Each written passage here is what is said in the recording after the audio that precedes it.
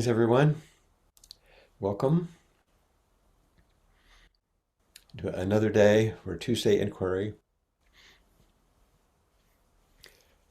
We'll begin by enjoying the great opportunity to sit together.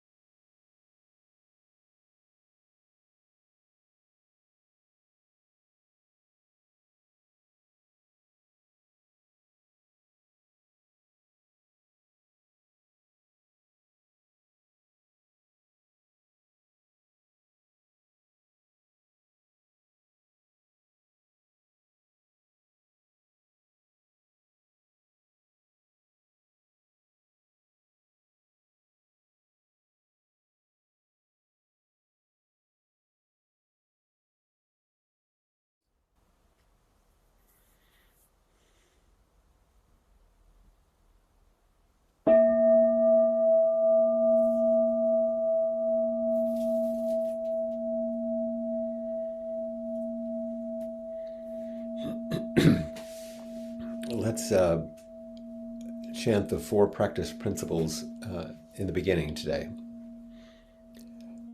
Caught in the self-centered dream, only suffering, holding to self-centered thoughts, exactly the dream.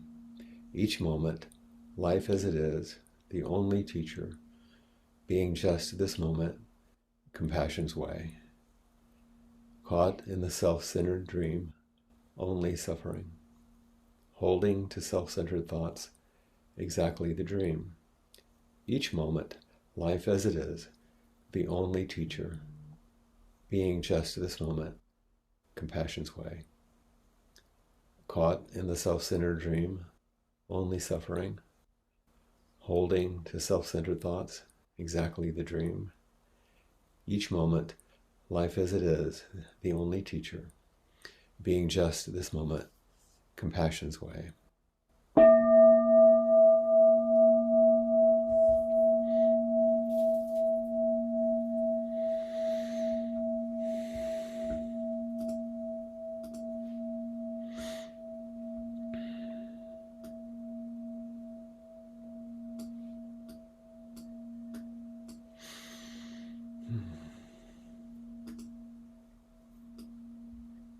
There's a lot of people looking around.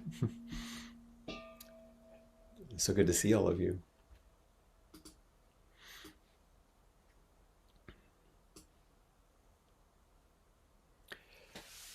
It was wonderful to see so many people also on Sunday. I know many of you that I see here were with us just a few days ago.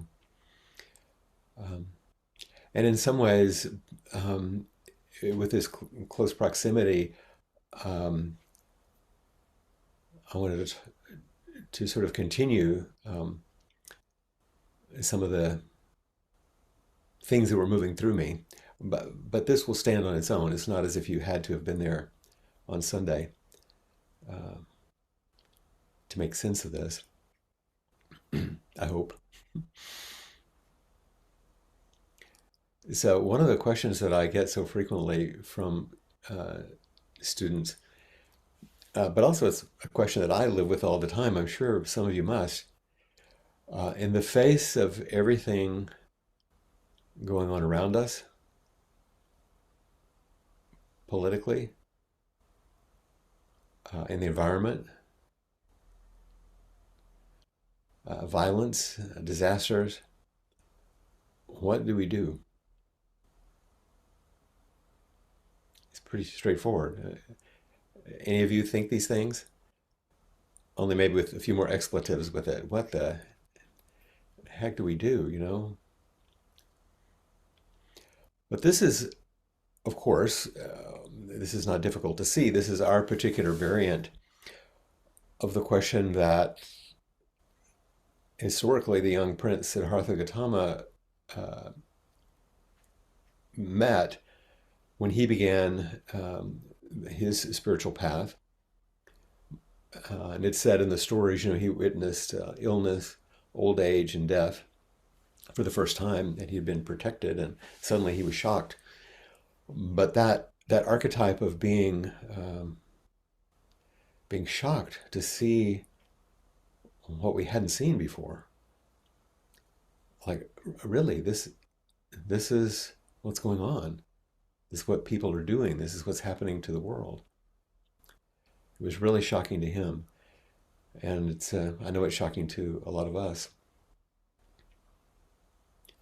So he, of course, in the stories, he set out to answer his question, like, what do we do in the face of suffering? A little different way of saying it. How do we start a spiritual path that's going to help us know how to deal with suffering?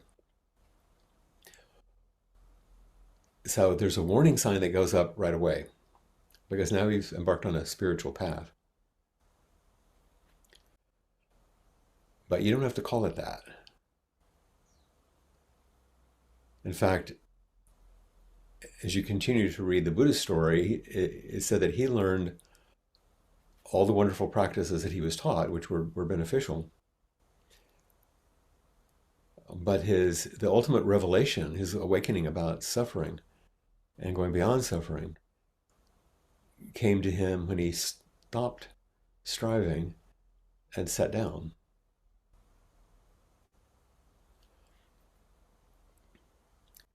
So this is just a little bit of a warning sign about getting too attached to spiritual,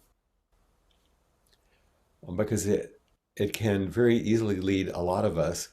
I mean, I was raised in a very traditional religious culture in the southern part of the United States. So religion and spirituality had powerful things, and I'm sure some of you have similar or your own various ways in which you've come to understand what it means to be spiritual or even religious, including those of you that didn't go to church but have equally strong feelings or antipathy to those things.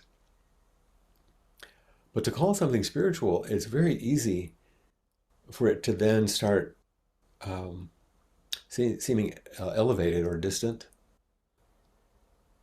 far from your life or my life, far away from just the moment.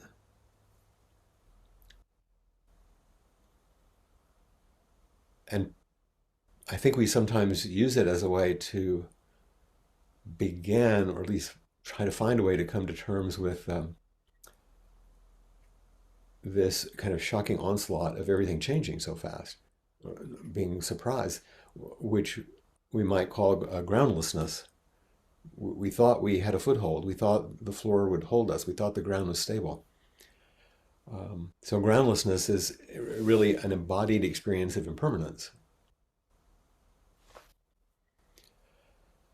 And once this young prince, Siddhartha, was able to see the truth of the matter, he wasn't called the Buddha at that point, and he no longer tried to distance himself from his embodied life and all the messiness that he had observed when he left the protection of the palace. He began to know that this was the only vehicle which can see clearly, which can feel deeply. This is the vehicle through which awakening occurs. Take care of the body. Take care of your breath. Awakening will take care of itself.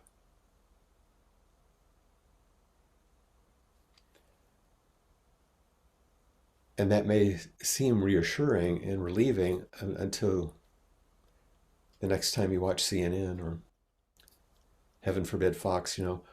Often we feel like we just want to get away from it all, get out of the craziness, to escape, to bypass it, to transcend it. I know I do. It's like, get me out of here. But we can't, because the undertow of reality is too strong.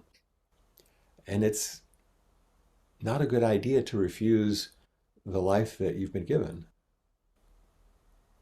And where would we go anyway?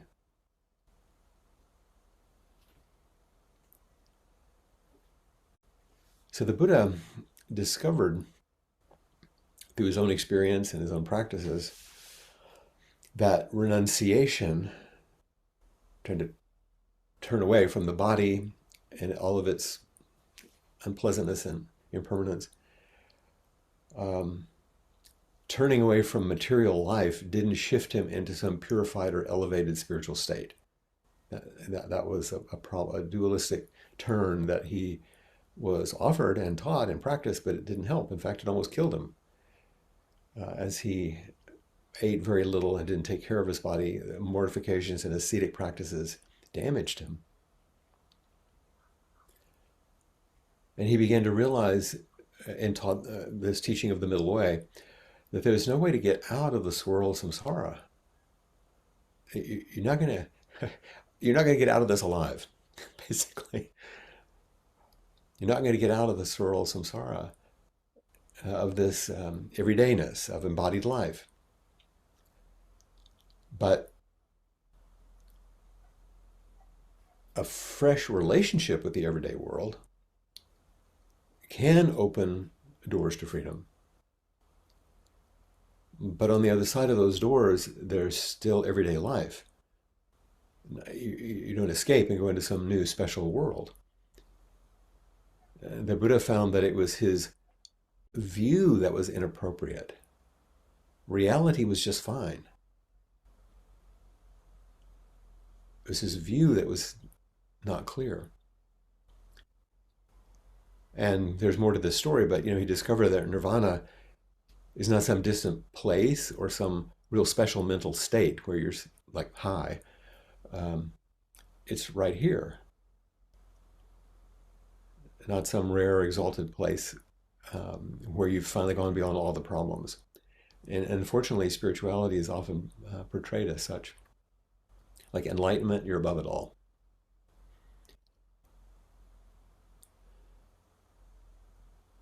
But if you go back to the Buddha's story and the final moments of his facing his doubts and his fears and his challenges under that tree, what did he do? He touched the ground at the very end. He said, Nirvana is here. The koan, the story I spoke about on Sunday, just this is it. Because it, suchness or thusness, is just a shift in perspective. Your view changes. And then the natural state, our actual natural state, can reveal itself by the practices that we're engaged in if they're wholesome. And we realize it's always been right here, right under our noses, right beneath our feet, in the midst of the whole catastrophe. Thusness or suchness, those unusual words, refers to the nature of reality, free from our conceptual elaborations and the sort of subject-object distinction. It's just this, just this. And when we are able to step into that space, which is always here, available to us, we begin to realize that samsara isn't separate from nirvana. We chant in the Heart Sutra, form is boundlessness. Boundlessness is form. Not separating things artificially into spiritual and non-spiritual. That's the real that's the real duality. And the real non-duality is realizing this is it. It's all right here. We're not going to separate to good, bad, right, wrong, spiritual, mundane. But when you look around, you see that things are in a total mess all the time. They've always been that way. And they've always been wonderful too. So in the face of the mess, we say, well, what can I do? What should I do? What's the right thing to do? And then I'm not going to scream it, but inside you do, don't you? Shouldn't somebody do something when you see what's unfolding? I read recently, I love this line, someone said, this is the practice of getting real, not getting happy. It's the practice of getting real. And our experience of reality changes as we practice with some constancy. This is the shift in view. So ultimately, we don't find necessarily a solution to things. Some things we can change, of course, but even when we're doing our best, but our practices turn toward it all, embracing it all, learning from it all, and discovering so much. There's a brief video that I sent around to a lot of students called The Paradox of Vulnerability. If you Google that, you can find it, with Frank Ossisecki, who's written a good bit about working with people who are ill or even dying. And this was an interview he did at a conference. It's about 17 minutes long. It's not too long. Speaking about when he had a series of strokes. And this is right after.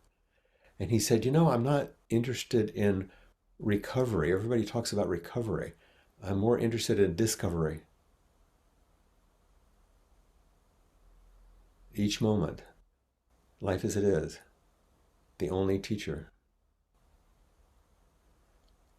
Now this, and now this, and now this. And from my old Baptist background, world without end, I'm in. It just keeps going, you know. even holding to the idea that there's a spiritual path suggests we're trying to get somewhere else, somewhere better, calmer, pure, free from it all.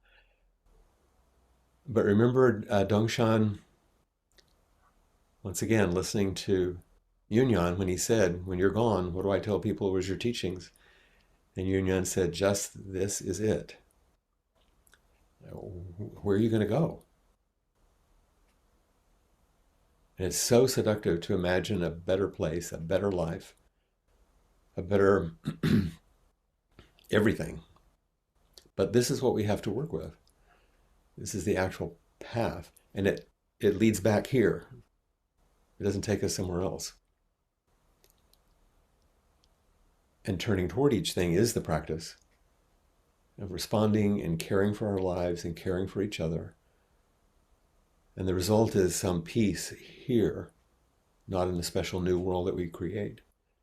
Some of you are probably familiar with the imagery that Pema Chodron uses when she said, sometimes in our spiritual practices, we end up like a hothouse plant, only able to thrive in a very specific little environment where everything is just right. We have our meditation room just right, and the right incense, and we've had the right tea, and our cushion is just right, and nobody's bothering us, and the cat is not sitting in our lap, whatever it is. So this is the way we sometimes think about spiritual life. If we just set it up just right, and no one messes with our setting, then we can be okay. But you can see this is all very elaborate, conditioned phenomena attempting to invite us into the unconditioned. This is a manager approach. This is coping, not freedom. This is a narrowing down to try to find our little special spot, not opening up. This is setting up a personal view of an awakened life rather than discovering wakefulness as our life.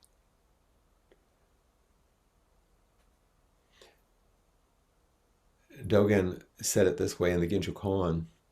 Some of you are familiar with this passage. And once again, it's Dogen's language, so it's a little bit unusual. Just let it flow through you. He said, when you find your place where you are, practice occurs, actualizing the fundamental point. When you find your way at this moment, practice occurs, actualizing the fundamental point. For the place, the way, is neither large nor small, neither yours nor others. The place, the way, is not carried over from the past, is not merely arising now. He said, accordingly, in the practice enlightenment of the Buddha way, meeting one thing is mastering it. Doing one practice is practicing completely. Here is the place. Here the way unfolds.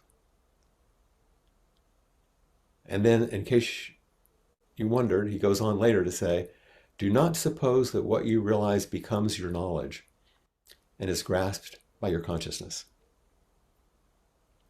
Although actualized immediately, the inconceivable may not be apparent. Its appearance is beyond your knowledge. It's here, and finding your place here opens up the fundamental point of practice. And what opens doesn't end up being something that you now have, that you can make yours. And we really want all of this to make sense. We want to understand, and you want me to help you understand. So maybe that better way, that better state of mind, your better life will somehow manifest because you come to inquiry or done whatever. And when it does, then you want to make it yours. Something we can understand, something we can own and have.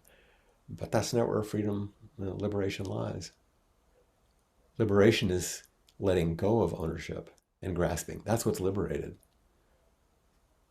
And there's no need to step onto a spiritual path that will lead to something new and special. Step towards yourself. Return to your own heart.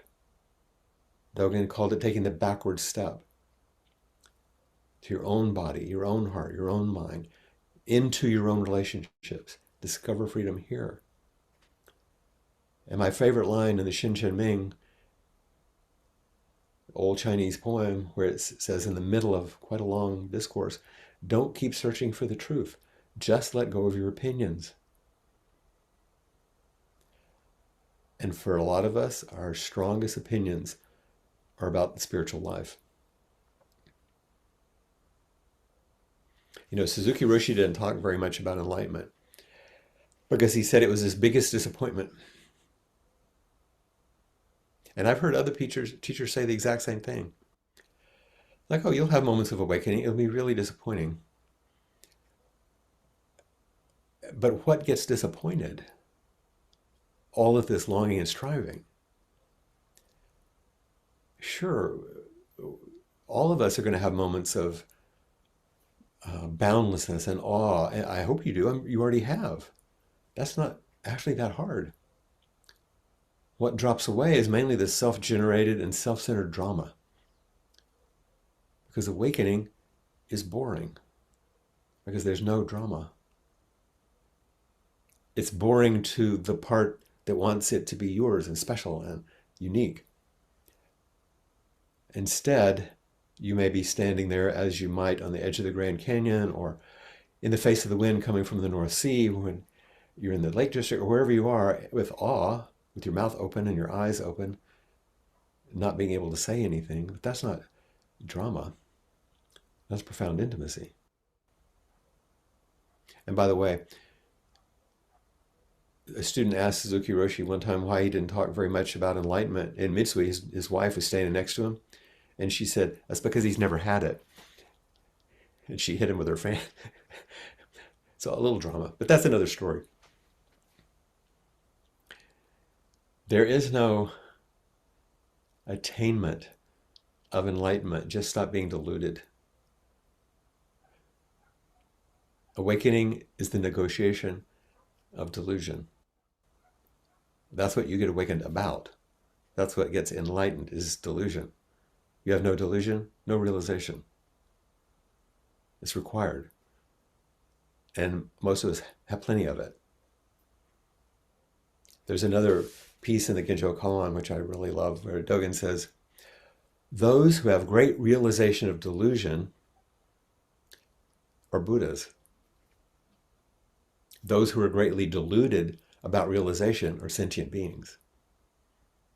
I could have just said those two lines and not, talk for the last 15 minutes, but we have to have a background for it, And then he goes on, he says, further, there are those who continue realizing beyond realization, who are in delusion throughout delusion. They keep opening, and going deeper and deeper into delusion. They get rid of it. When Buddhas are truly Buddhas, they do not necessarily notice that they're Buddhas. However, they are actualized Buddhas who go on actualizing Buddhas. It's the function of inviting others into wakefulness that's their function. So, and come back to everyday life here for a moment. What should I do in the face of helplessness and hopelessness? That's where we started, right? What the heck do we do? And I'm not going to go into a lot of it, but some of you who have psychological training know that there's quite a bit of research about learned helplessness. Started with animal studies. We don't have to go into it, but if animals are given a mildly unpleasant situation that they can escape from, they do so. They're smart. In the studies in which they're unable to get away, eventually they give up and they stop. They either become very passive and don't do anything anymore because they have given up, they've learned to be helpless, or they turn to aggression. If mice in a community are given a maze to get rewards, cheese and food, and they learn to do it very rapidly, they're good at this, and then if the reward is moved or taken away, they do what they learned to do, and there's nothing there. So they go back and they start over, and they go back and they start over. And after a little while, they come back and attack the other mice.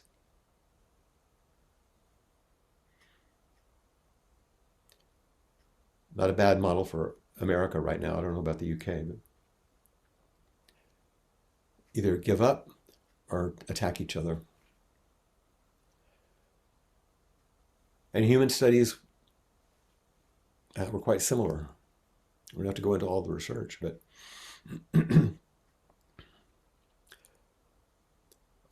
Martin Seligman, who is the primary researcher on this, I want to just name three things because it maps onto our discussion of delusion here. They propose that subjects who are participating in the situations where they learned helplessness, when they don't have control, and this is what we feel, we don't have any control. You watch this stuff playing out and it's like, what?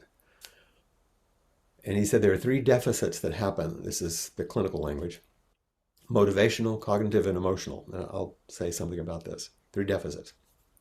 The cognitive deficit refers to the subject's idea that the circumstances are uncontrollable. We take on a view. The motivational deficit refers to the subject's lack of response to potential methods of escaping a negative situation. Give up. Finally, the emotional deficit refers basically to depression, which arises when the subject is in this negative situation and they feel like there's not any control. So now all we have to do is shift deficit for delusion. Number one, a cognitive deficit, the idea that things are uncontrollable.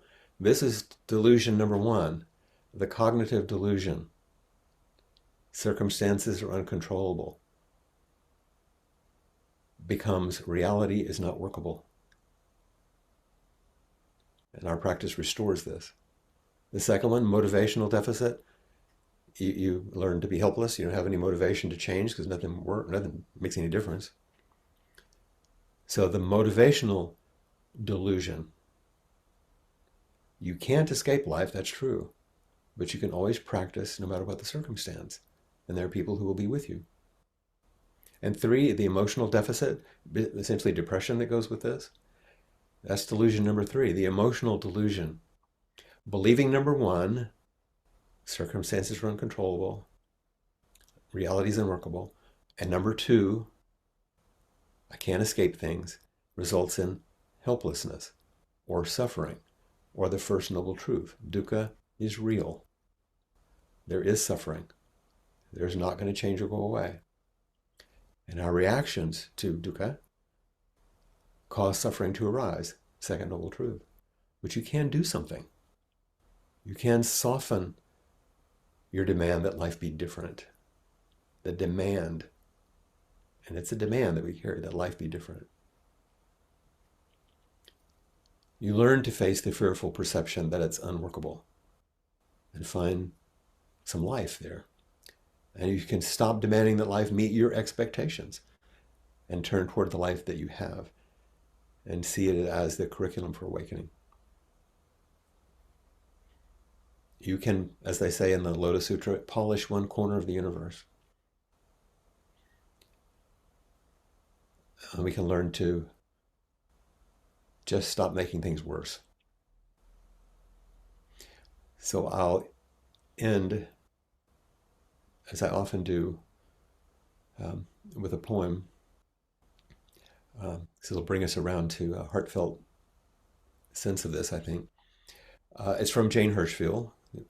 Some of you know is a wonderful poet and trained at Tassajara in our lineage. And this is a poem that she wrote right within the first days and weeks of the pandemic. So it's a couple of years old. So that's the context you have to understand. And the title is Today When I Could Do Nothing.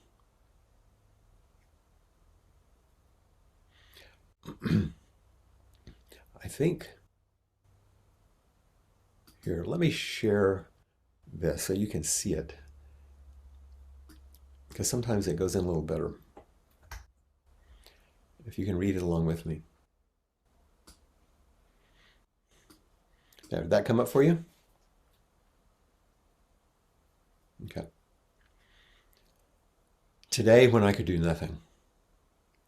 Today, when I could do nothing, I saved an ant. It must have come in with the morning paper, still being delivered to those who shelter in place. A morning paper is still an essential service. I am not an essential service. I have coffee and books, time, a garden, and silence enough to fill cisterns.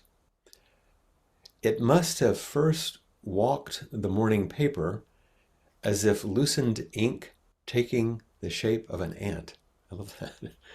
Then across the laptop computer, warm, then onto the back of a cushion, a small ant, alone, crossing a navy cushion, moving steadily because that's what it could do.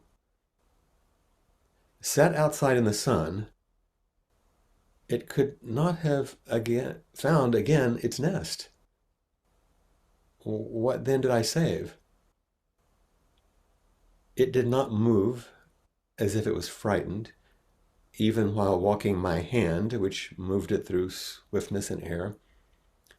Ant, alone, without companions, whose ant heart I could not fathom. How was your life? I wanted to ask. I lifted it, took it outside.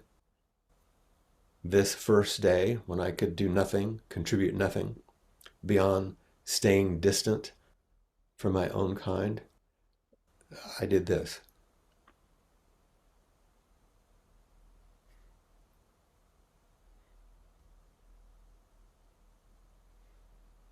I did this.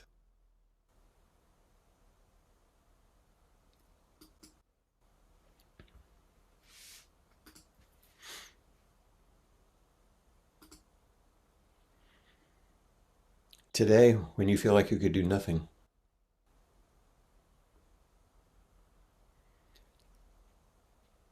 moving steadily in practice because that's what you can do. What ultimately do you save after all, you know?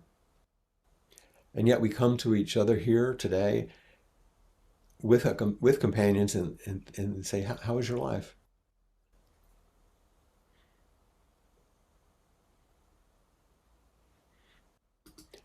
So what does this call forward for you today? These are my reflections on what the heck do we do in the face of all these things? And maybe sometimes you just do one small thing in our small world, not knowing what the reverberations will be. You know, I like that question in the poem. So what did I save? You know. So I have a request, if you don't mind too much. Um, Margaret, is it okay if I ask you to raise your hand? Margaret Keys. Um, do you see her, Jess?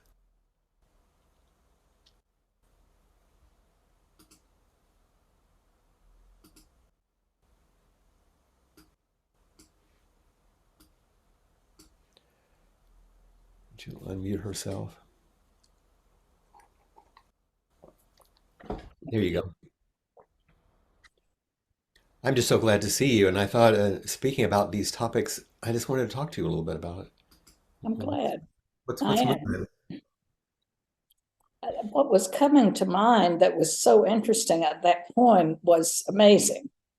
Because it is how I feel when you bring up our helplessness. And what I've been experiencing of late is my family, which has all these grandchildren and great grandchildren, and has been fairly chaotic. And in a way, for years, I kind of tried to distance from it because I didn't want to get pulled into all the drama. But of late, last few years, I've realized how important it is to turn and be with in a very different way. And so recently, when school started, I have a 14-year-old who's going into high school. And we have opened our communication, which mostly is by text. But I found that the aunt piece uh, was when he wrote me. I said, "How do you feel about the first day of school?" And he wrote back and he said, "I'm scared." And I thought that was the blessing of the day. It was like saving the ant. It was like that we'd finally gotten to this place in our communication with this 14-year-old that that we have something deeper that goes on, even when it's a teenager. But it was kind of what I could do to take the ant and put it outside to meet that 14-year-old fear. And I think that's what I'm seeing more and more in the helplessness of today is what's in front of me. How do I squeeze the love out of the situation and get myself back, you know, centered when I get freaked out? Well, and part of what I hear too, you've cultivated a relationship with this young boy Yeah, such that a 14-year-old would say, I'm scared. That's not, amazing. Yeah, that's, that's it. And then if you, it's okay if I say, and you just return from a dear friend who's struggling. And yeah, so you face that too. And we see ourselves reflected in these things. yeah. Mhm. Yeah, more and more I see kind of just the circle going round and round. And then when it stops, who's in front of you? You know, kind of like musical people or musical I love that. situations. That's what it feels like here sometimes, isn't it? Yeah, it's so wonderful to tune in and see everybody. I love that. I love knowing the faces, but also not knowing the faces. So that's a wonderful thing. And thank you, Flint. Thank you Thank for calling on me.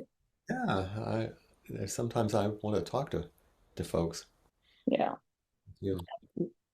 Another person I wanted to speak to as I was looking was Catherine Ellis, because I haven't talked to her in a long time. And do you see her, Jessica? We have to, if you raise your hand by the little icon, she can find you. There she is. And make sure you unmute.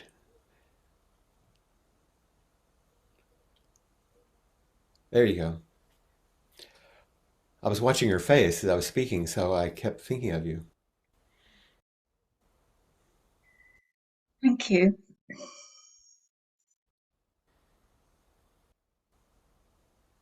It's hard to speak.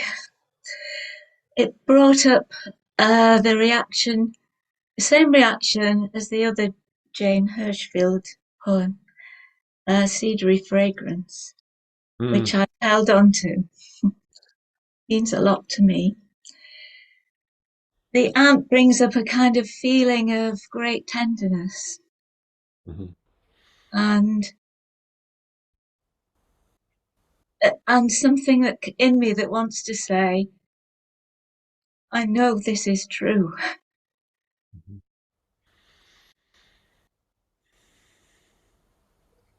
Yes. That the choosing of the life you have that isn't dramatic or necessarily very interesting, but it becomes interesting viewed from the perspective of I saved the ant or the ant was saved. Yes. Because it's what you could do. Yes. That's really all Yeah. it is. And there are plenty of times with Margaret and with you where we've had great fun. It's not, I hope people don't read this as somehow no drama means no joy at all. No, The no. drama But is a yeah, painful thing, but please have every Margaret talked about squeezing the love and also squeezing the joy out of every single thing. Uh, dramatizing is about yourself. Joy is about the, the meeting of everything. Yeah, I think that's. Thank you for I've that. done plenty of dramatizing in my life to know the difference. But We've all had enough teachings, yeah. And yeah, is it okay if I ask how is John? yeah. Well, he's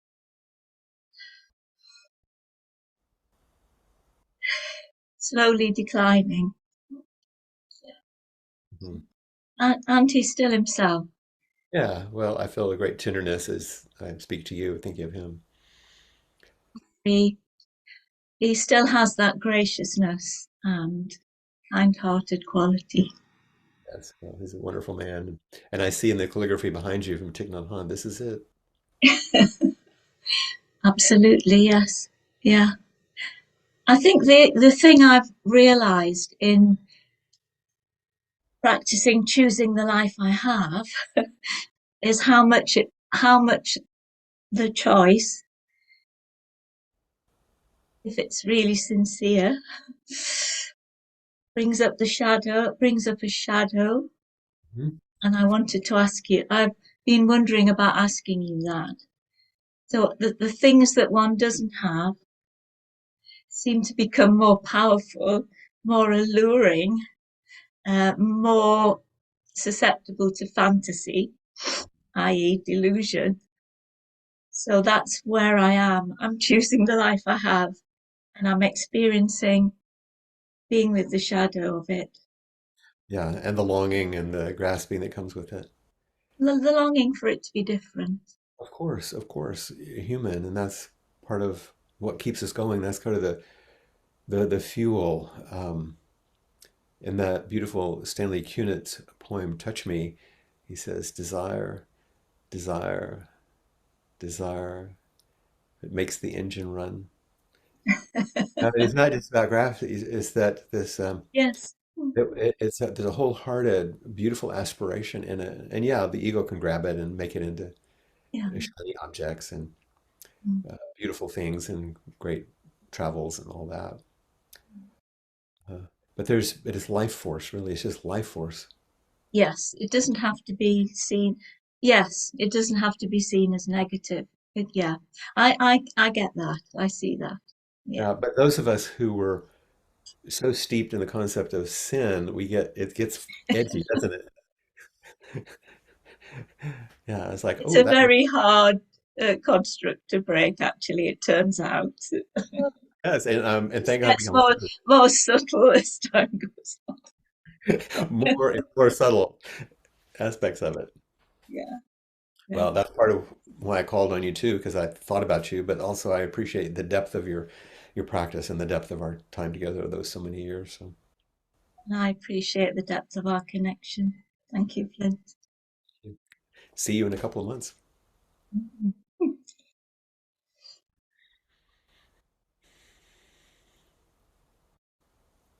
Yeah, Cassie.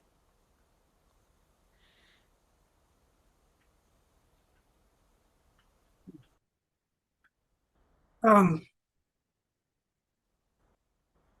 I guess first I really want to just like do a full bow to the shift that occurs in all these meetings for me.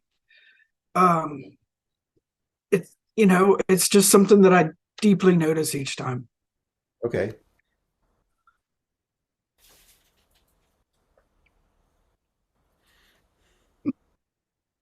Yeah, it's important to enact it. Yeah, yeah. Mm. Me too. This is my practice, so I can keep shifting and opening. It's my edge. Uh, and then just how much I adore Margaret Keys. I just so much Margaret love. Uh, and how Scrabble got us through COVID. Um, but the other reason I wanted to raise my hand is when you said uh, groundlessness and impermanence, and I noticed that like impermanence and impermanence is one of my favorite things to work with. You know that's got a lot of juice in there for me. Um, but I, I I've always like avoided groundlessness. I'm just like groundlessness bad.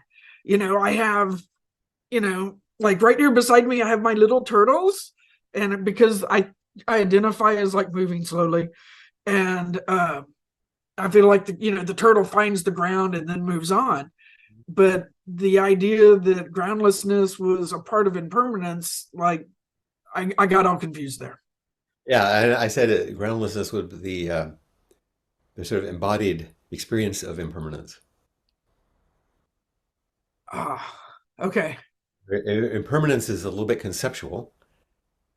I mean, we can see examples of it. You wouldn't have claymation without impermanence. Right. I mean, the whole thing. Well, that's all it is.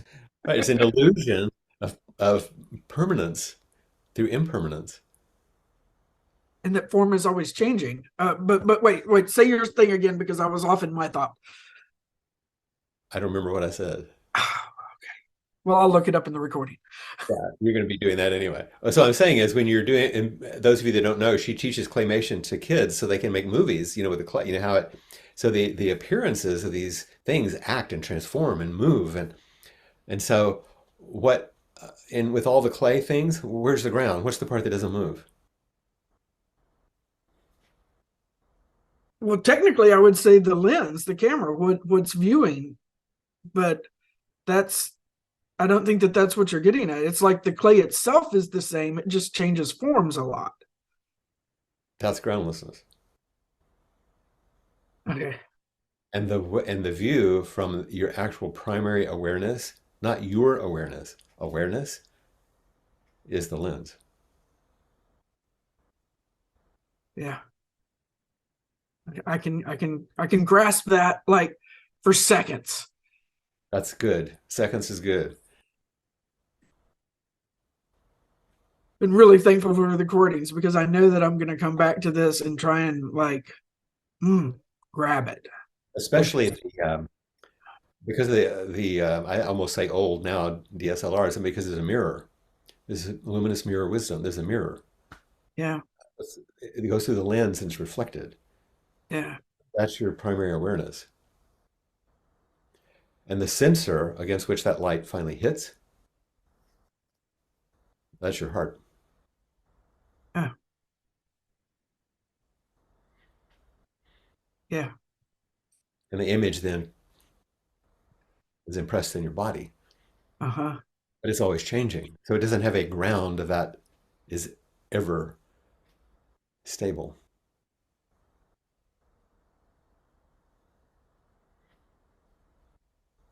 Yeah. Enough to chew on? Yeah. Thank you. And thank you, and I'm saying this in front of everybody, thank you, Cassie, for making sure these the videos get posted. She does all that hard work. Yeah. Thank you. And in a few minutes, oh, Nelda, okay. Hey, Flint. Hi. How are you? I'm doing well, thank you. Good, I'm good. I'm gonna get on a plane and go over to Honolulu and visit my dear friend Bronwyn, and we're gonna Oh, have a little time together. So that's wonderful. So I came forward. First of all, Cassie, I adore you.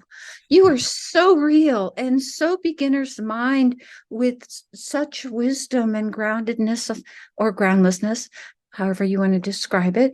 she's irresistible, isn't she? Yeah, you're just amazing, Cassie. So bows to you. And I came forward for two reasons, because what was moving in me, and I mentioned it last night in depth and practice and koan study with just this. So I'll start with that. And it was I was listening to a Tara Brach podcast about moving into, she labeled it happiness, but I feel I that word's not something I like. I feel happiness is a construct. And she described a meeting between, I didn't know this at the time, Becky from Vancouver, said that this was actually described in a book where the Dalai Lama is sitting with Desmond Tutu, and there's a reporter there recording this information. And the reporter asks the Dalai Lama, what was the happiest time of your life? I'm sure you can guess the answer. So he gets a little twinkle in his eye and smiles and says, right now, because you, this is the happiest time of my life. And so that relates to just this. But the ant story really moved me because it moved me to make this statement. What can we do? Sometimes what we can do is not what we had hoped or imagined. And that too is enough. And what I call to mind is when Lori had a week-long intensive not long ago. I don't remember the right name, so I'm just going to tell you what I was. I was the food lady, right? I was the one that set up the tea table, and I wanted to make it perfect and elaborate with variety and all of that. The Zen food truck. And yes, the Zen food truck. And so I felt like that's what I was to do. But at some point in the intensive, I realized what I really was to do was this. We have lots of ants in the Zendo, and I don't, but someone treats for them so that they don't harm the humans who come in there. And I was sitting in zazen at one point with my eyes lowered, and one of the ants had gotten into the bait, and it was dying in front of me. And I couldn't save it, but I could sit with it. Mm-hmm. I could let it know that it mattered and that my heart was with it. And then when zazen was over and it had died, I could carry it out and put it in the hands of that little Buddha statue by the kitchen door. And that was enough. I couldn't do what I wanted to do, but I could do something. And it's enough. It's enough. Yeah, I drove to the east end of our island on the weekend when I had some time because I wanted to just take a Sunday drive, literally, because I can look across and I can see Maui. I can see Lahaina. I couldn't do anything, but I could bear witness. Mm-hmm. I could just sit on the rocks and let the wind blow and the waves crash and just look. So.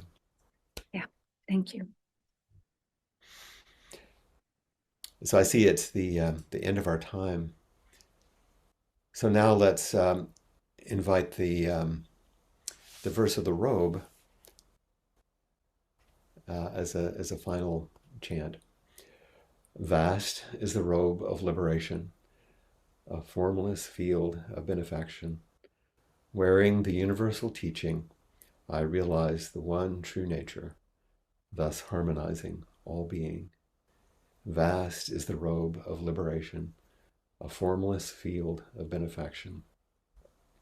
Wearing the universal teaching, I realize the one true nature, thus harmonizing all being. Vast is the robe of liberation, a formless field of benefaction. Wearing the universal teaching, I realize the one true nature, thus harmonizing all being.